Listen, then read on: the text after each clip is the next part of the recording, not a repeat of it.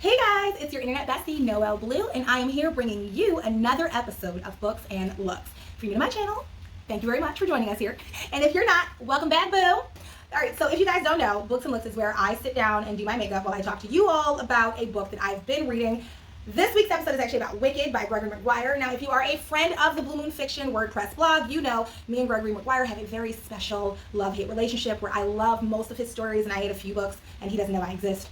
That is our relationship. All right. You haven't read Wicked. It's super late. Came out in 1995. It's a musical if you've never heard of it. It's also coming out as a movie.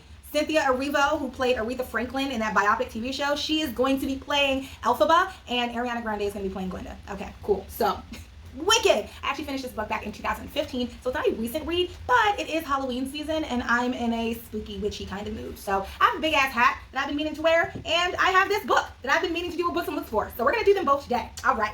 All right, guys, so this episode's makeup look is going to be green with envy, like the witch. Not doing a full face of green. We're just going X in certain spots with green. We always make it do what it do. It's going to there.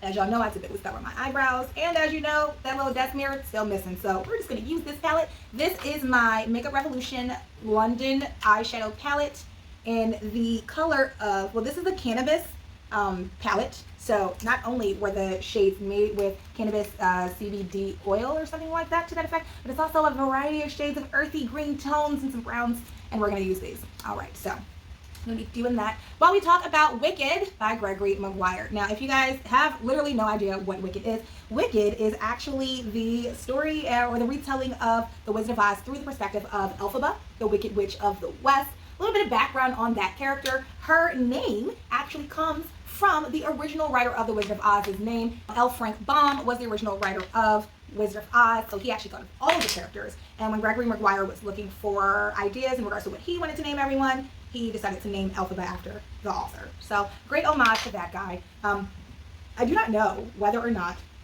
The Wizard of Oz as a whole has a sequel. I've never physically seen a sequel. I know that it's been done to death. I do know that there is an animated version called Return to Oz, but I do not believe that that is in any real relation to The Wizard of Oz. I know Ashanti did The Muppets in Oz, and watch it, but I do know that she did that. That happened. I did see Oz the Great and Powerful with Mila Kunis and Rachel Weisz, right? There and there. That also wasn't really related to Wizard of Oz in the traditional sense. There have been lots of recreations of the Wizard of Oz. I think they're just trying to cash in, if I'm being honest, but none of them have really worked in a way. Oh yeah, what was the male actor's name? He played Oz the Great and Powerful. Franco, James Franco. There we go. I'm going to edit that out later and cover up the fact that I could not remember that man's name, but James Franco played Oz the Great and Powerful, and that mattered when it happened. That movie did really well, and it was super big when it first came out, and then I actually waited till it hit DVD, and then I watched it, and it was okay. They showed how Mila Kunis actually became the Wicked Witch of the West, and her version of how she became Wicked Witch of the West is loosely, very, very, very, very loosely related to what we're about to talk about. So Mila Kunis in Oz the Great and Powerful started out as a good character. She was the youngest sibling of 3, and she was a good witch at that point. And she didn't know how to control her magic necessarily, but she was working on it. And Oz gets there and starts flirting with her, starts flirting with Rachel Weisz's character, who is her older sister, starts just doing stuff. At some point, she goes green, turns evil, and now she's the Wicked Witch of the West. I don't remember exactly where in the movie that happens. That's okay, because that's literally where the similarities stop. Wicked actually starts off with the birth of Elphaba. So she was born to a woman named Melina, and I forget what her father's name was, but her father was supposed to be a member of the clergy. And Melina was one of the most desirable women in all of whatever county she was in, and of course during this time period. And I'll actually flip, because there used to be a map. I don't know if it's in this one, but in the copy that I borrowed from a coworker, there was a map in the beginning of the book, and that map was useful to tell you all about, yes, this map. This map is how you figure out everything that is going on in the story, and if you get lost, which you will, you can open the map again and look, and every part that she describes to you is actually right here. And there's Munchkinland and Emerald City, and we do end up in the Winky country, which is the Vinkus. There's so much interesting things. Oh, the Land of Oz, the Quadlings. This is actually really useful if you're trying to figure out some of the locations for the Dorothy Must Die characters. Same map, it seems, different character outlines. All right, so time find the map at the beginning of the book, and that'll help you figure out where we are in our story. But it starts out with Elphaba being born, and she is the oldest of what I believe ends up being 2 siblings, but she might end up being the oldest of 3. I definitely know she has a sister called Nessa Rose, and her sister has a different kind of impairment.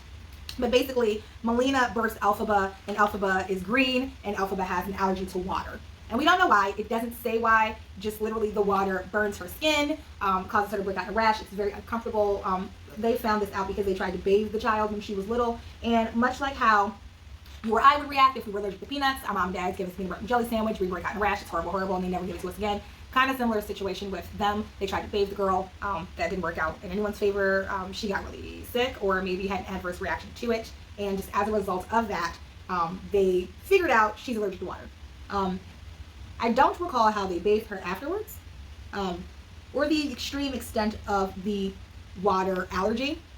It will not make her melt, which throws a little bit of a side eye to the whole I'm melting situation. The key points in Wicked are about injustice, because it explains how Elphaba goes from being Elphaba of whatever county she's from to the Wicked Witch of the West. And like I said, it starts out with her being a child and then finding out she has a water allergy, but also during that time period, like I said, she was born green, so they always knew that she was green. Now, Elphaba's father, Frex, that's his name, Frex, is like a clergyman of sorts, and he prays to the unnamed god. And during this time of Elphaba's youth, there is a transition between people who are very devout followers of the unnamed god and people who are believing in all types of other things. And I believe this is when the wizard just got to Oz, so they're starting to put their faith in the wizard, and they're starting to lean away from the more traditional religion of the unnamed god. And certain characters are totally down for that, and certain characters are not. One of the characters that are not down with that is, so yes and no. Madame Morrible, who is one of the main characters, she actually becomes one of the primary antagonists for Elphaba in college and things like that. But she actually believes in, there's like a little ticky-tock machine. It's not like a clock, but it's also like a clock dragon, but it's also not. It's weird to explain. It's like a clockwork dragon that is not animate, but also animate in the sense that these people talk to it and it gives them answers. So it's kind of like the premise or the setup for the wizard. So you know how the wizard was great and powerful, and no one really saw him or really knew what was going on. They just kind of took his word for it, whether that shit worked out or not. And they all kind of just functioned autonomously through the wizard. This is the beginning stages of that. So as they're transitioning from a very stout, devout Christian philosophy, they slowly morph into variations of all different types of religion. Wicked is super heavy in regards to what they're, like the topics they're discussing. It is not for children. Gregory Maguire, in my opinion, is really right for kids because these are the topics that he discusses. So it gets real heavy real quick. You start dealing with the injustices, a little bit of racism because she's green, everyone else is like normal human color, and so they treat her weird because of that. She is allergic to water, so they treat her weird because of that. She has a sister, Nessa Rose. I feel like something happens with Nessa Rose, and I don't recall specifically what it is. I think she was like really, really pretty but couldn't walk or something like that. Either way, she ends up with these silver shoes, and Nessa Rose ends up dying at one point and gives the silver shoes to Elphaba. So instead of the ruby slippers that Dorothy ends up with in The Wizard of Oz, Elphaba, the Wicked Witch of the West, ends up with these silver slippers. Now this happens long after they finish college and Elphaba joins the resistance and things of that nature. But we're going to get to Elphaba in college because her upbringing with her mom, 2 seconds. Let's talk about Elphaba's mom real quick.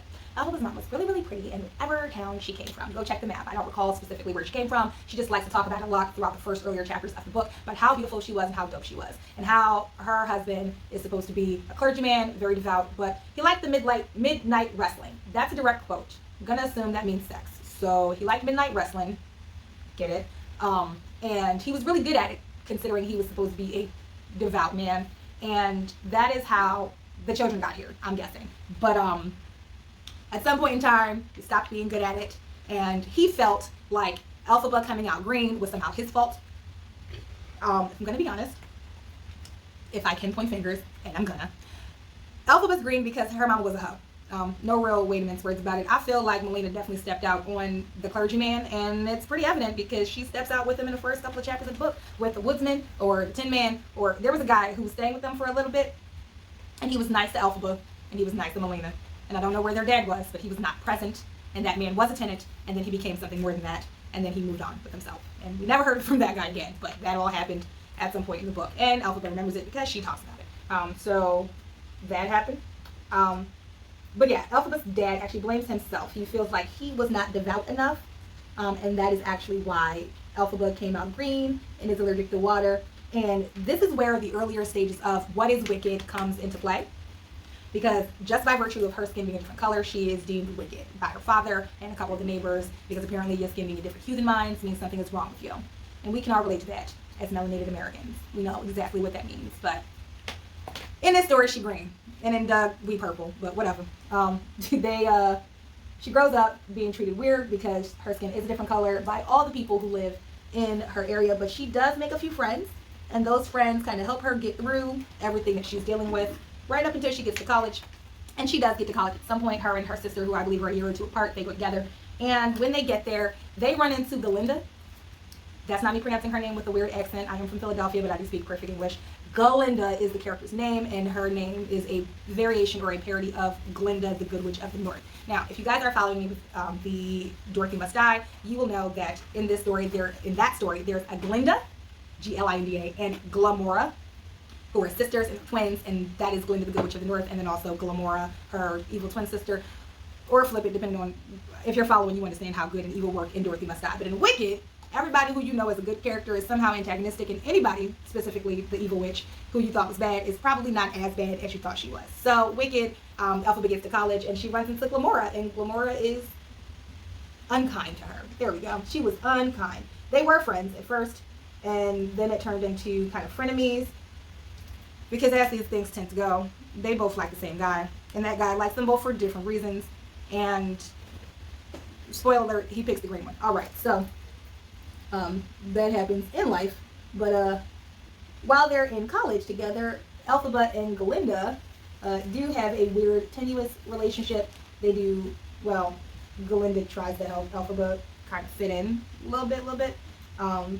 And her sister is there, Nessa Rose is there as well. Not really to help her fit in. Nessa Rose and Elphaba have a weird relationship, because it seems like Nessa Rose understands that Elphaba gets picked on because she's green and she's different and she acts different and she feels different things, and she kind of plays into that, because as long as they're hating on you, they love me, so bitch, continue to be you. Yeah, so at some point in time, Elphaba gets sick of the mistreatment, notices that it's not just her, notices that it's other species of humans in Oz. She notices that there are sentient animals throughout Oz, so like the cowardly lion, who she meets as a lion cub. His name ends up being Burr, like Burr, I'm cold. That ends up being his name. She meets a couple different other characters. I believe she also runs into like the first iterations of the flying monkeys. And I don't recall whether or not they were flying monkeys by choice or through weird magical evolution, because someone was like fiddling with them. But Elphaba takes up their cause and is like, you need to treat the flying monkeys better, and you need to treat the munchkins better, you need to treat these people better, and y'all need to treat the green people better, because we matter. She's really the only green person there, but you need to treat them better. And throughout the book, you literally just watch her conceal the fact that she is a part of the resistance. The resistance against the wizard, because the wizard is coming in and he's becoming a new religion, and he is suggesting that they all follow this weird clock. Remember I was telling you guys about like the dragon clock thing? So there's a group of people who are like, we need to praise this clock. And there are a bunch of people like, we need to praise the unnamed god. And Elphaba's like, y'all need to chill out and start treating each other better, because we have feelings and we matter. And at some point in time, Elphaba ends up pregnant. That happens. Who had baby daddy? She meets a guy named Fiero. He is the prince of the Winky country. He a prince of another country, but like all in Oz. And he also went to school with them. It's cute. So he went to school with them. And remember I was telling you that Elphaba and Galinda are frenemies because they both like the same guy, and at one point in time that guy liked them. It's this guy. This guy ends up, he graduates. Elphaba drops out, but he graduates, and he joins the resistance secretly. Elphaba joins the resistance very not secretly. It's very clear at one point that she has decided that this is what I'm going to do. She leaves college. I believe Nessa Rose is still there. Nessa Rose and her silver shoes ends up becoming one of the good witches. Good is a relative term here, because the good witches, like Glinda, are actually kind of mean. So is Nessa Rose. And Nessa Rose is also very vain. One of the things I noticed about that character. Yeah, so Nessa Rose is very vain in the story. Now, the character of Nessa Rose is interesting. So Elphaba's physical impairment is very much external, you know? You're green, you're allergic to water. We can see that, ain't no hiding that, that's weird. Nessa Rose was very, very pretty, but she could walk. Don't remember why. I think it physically caused her pain to walk. So when they got to college, though, Glinda actually enchanted a pair of silver shoes to enable Nessa Rose the ability to walk. And as soon as she got those shoes and gained the ability to walk, she turned into a walking bitch, basically. She ends up becoming the Wicked Witch of the East, which makes sense because she was not kind, as I said. So yeah, Nessa Rose gets the ability to walk in the shoes, and basically when Dorothy comes and drops a house on her, then it's like, well, why do you guys want these magical shoes? And I think I'll take them. So the headmistress at the university is a issue for Elphaba, and she is an antagonist. But Elphaba honestly had a lot of antagonists. I felt so much sympathy for her in this story, and I root for a good anti-hero. But in this, I'm just like, oh, that's so horrible that they did all those things to you. Why couldn't they just love you and treat you like a freaking human the entire time what we were reading this? We're going in with the green, guys. Yes, I know my hair is blue. No, it doesn't matter. All right. I always, we'll do the eyes and then we'll do the foundation later. So, but Elphaba is treated horribly, and Nessa Rose ends up staying at university after Elphaba leaves, and she ends up becoming like mayor or dignitary or governor of Munchkinland, and she's just horrible. Literally, she's horrible all the way up until they do drop a house on her, so good riddance for that. Glinda, for all her fluffy stuff, ends up getting the job of Good Witch of the North. I believe the North is Quadling country. Basically, if you go to this university and play your cards right and do what you're told, you get to graduate and become a governmental official. I don't really understand how the whole hierarchy thing works. I just know that because Elphaba dropped out, she ends up being not as important. And still yet pivotal to the entire story.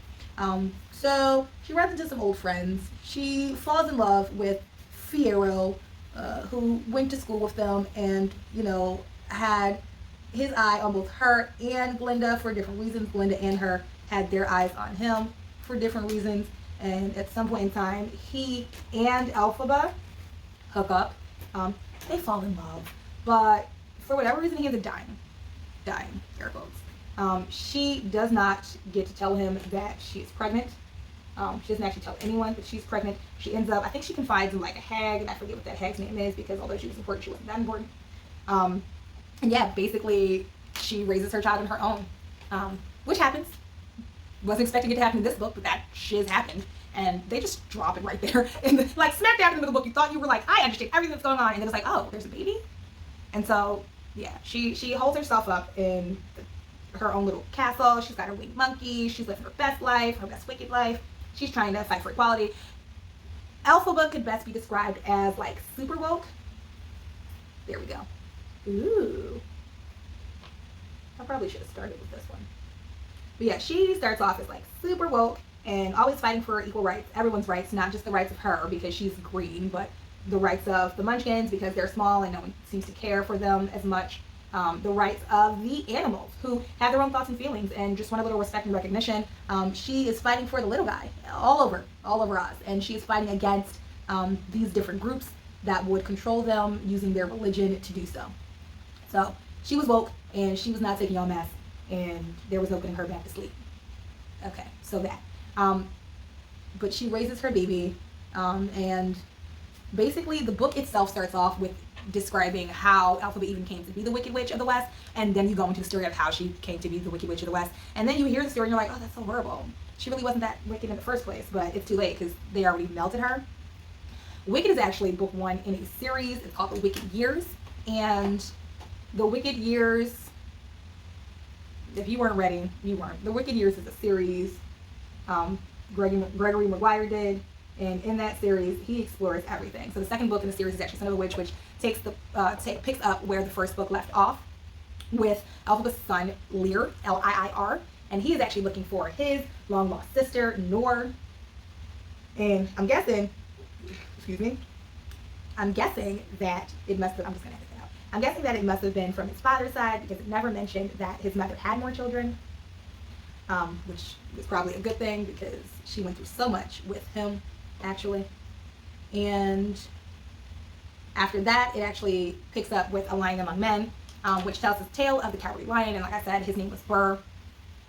And we got to meet him a little bit in the first story, and basically never again until the third book, where he deals with his stuff. And that guy, Uh, yeah. That guy actually ends up, his book covers everything that happened in the first book and the second book from his perspective, from the lion's perspective. The fourth book in that series is actually called Out of Oz, and I haven't read that one. I actually haven't read any of the other ones besides the first one. Wicked was the first Gregory Maguire book that I'd ever read. And when I read it, I'm like, I love this guy. What else has he written? He also wrote Confessions of an Ugly Stepsister.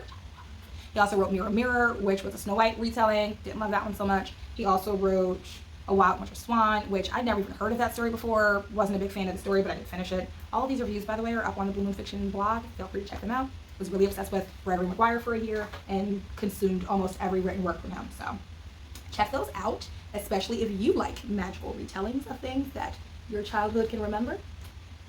And what else happened that needs to be noted? I wish I could tell you, honestly. That was basically the gist of Wicked. She fought for social justice. Makeup's nowhere near done. We're just going to jump to it. She fought for social justice. She wasn't playing with you hoes. She had a secret love baby. That love baby grew up and continued his mother's work. Glinda the Good Witch was not a good witch. The Wicked Witch of the East was wicked, but also y'all made her that monster. There was a weird little demon dragon clock thing that they were trying to listen to. It was a whole lot of. The gist of it, though, of the entire book, if I had to be like, this is what that book is about. Wicked is about appearances not meaning everything. They treated her so much differently because she looked different.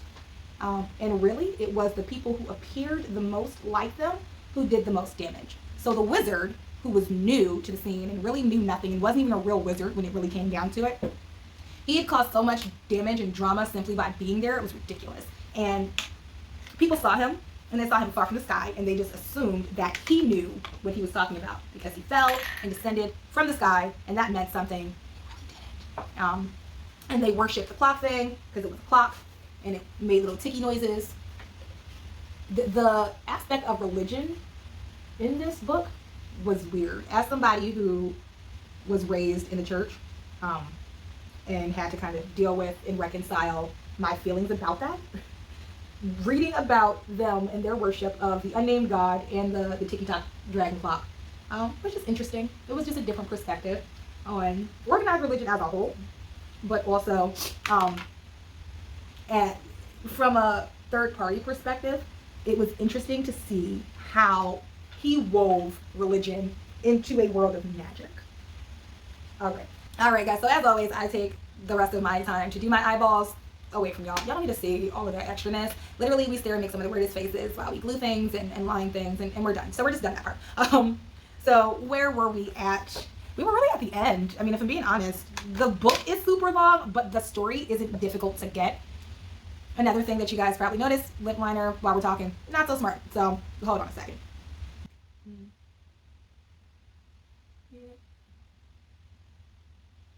Most days I speak this up.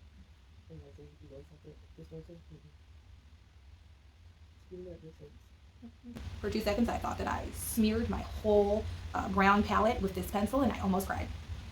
Definitely almost cried. Want to see me cry? Watch me mess up an entire eyeshadow palette. Real tears will fall. All right, that did not happen, thank God. So we're going to continue to line, and we're literally almost done.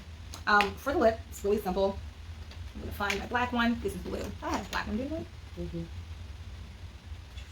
Yes, one is black, one is blue-black. This is black and blue. Black and blue, same shiz. But super line, the outer part.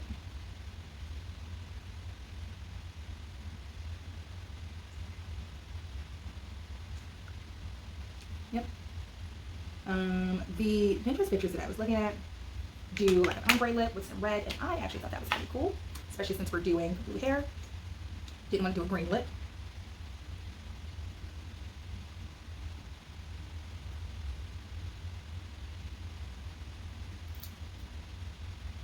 So we look kind of wicked. We look mostly wicked. I could be a wicked witch of West Philly. That works. That'll work. That works. So we almost there, guys. I literally almost always forget to do this. Not today. Today we remembered. Yep.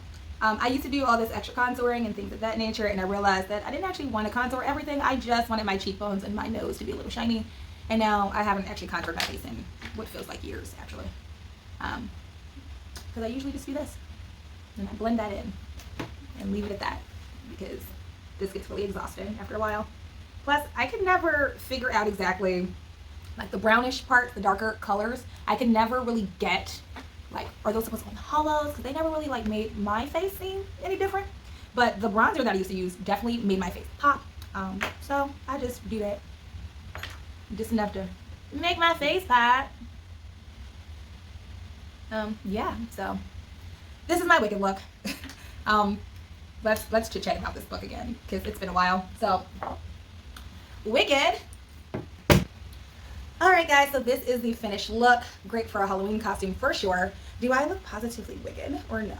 Maybe? How do you think we did? This is Wicked by Gregory Maguire. If you have not read it yet, again, you clearly have not been following my blog long enough. You definitely need to head over to bloomandfiction.wordpress.com blog, where you can check out this review and many others. If you have read this book, leave a comment below. Let me know what you thought of it. Did you finish the whole series? Because I did not. I made it through this one, and that took long enough, and then I bought the other books for the series and just never got around to finishing it. But it's on my TBR, and I will get to it. So, as always, guys, it is your girl, Noel Bleu, your favorite internet bestie. And thank you for hanging out with me while we did our Wicked Witch of the West look. I love this hat. I call this my Beyonce hat. It's not Beyonce's hat. If it was, I wouldn't be wearing it because the queen touched it. But love this hat. Love my look. If you like my look or any other looks, again, leave a comment below. Do all of the things. Like, subscribe, share, tell your mom, tell your cousin. Copy this look. Tag me in those posts because I appreciate it. Yeah, until next time, guys, which is the next time I finish a book, which will be soon, because while we are in Oz right now, hanging out with Wicked, we're going to be hanging out with Dorothy Must Die. If you guys have not seen the Get Ready With Me, where we go to Oz, bitches, we mash up Dorothy Must Die versus Wicked. Which one do you like best? There is a poll coming for that, so don't forget to vote on that. It's going to be on social media and all the other things. Yeah, I think that was it. That was the experience. I hope you enjoyed. All right, guys.